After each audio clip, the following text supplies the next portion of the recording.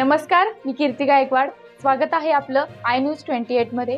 चला तर मग जाणून घेऊयात महाराष्ट्रातल्या ताज्या घडामोडी।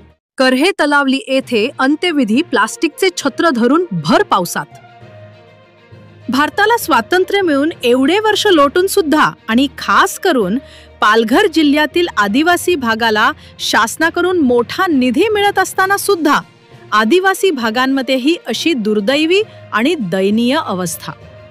अंत्यविधीसारखा दुःखदमय आणि मनुष्याच्या आयुष्यातील शेवटच्या क्षणाची घटना असताना मशानभूमी नसल्या कारणाने भर पावसात उघड्यावर करावे लागले अंत्यसंस्कार।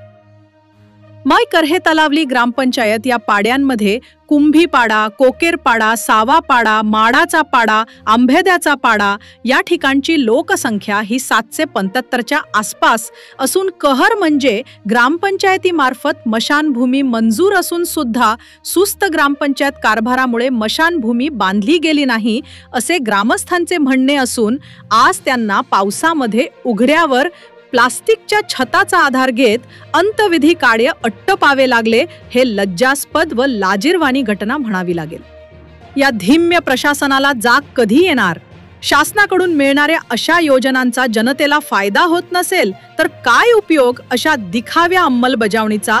मंजुरी असून का बांधली गेली नाही मशानभूमी?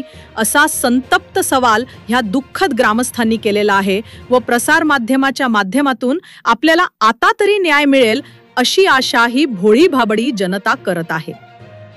व्ह्यू पूल बालार कॉम पूर वार्ताहर इंडिया न्यूज 28 साठी प्रणय प्रभाकर पाटील, पालघर जिल्हा ब्युरो चीफ ची रिपोर्ट।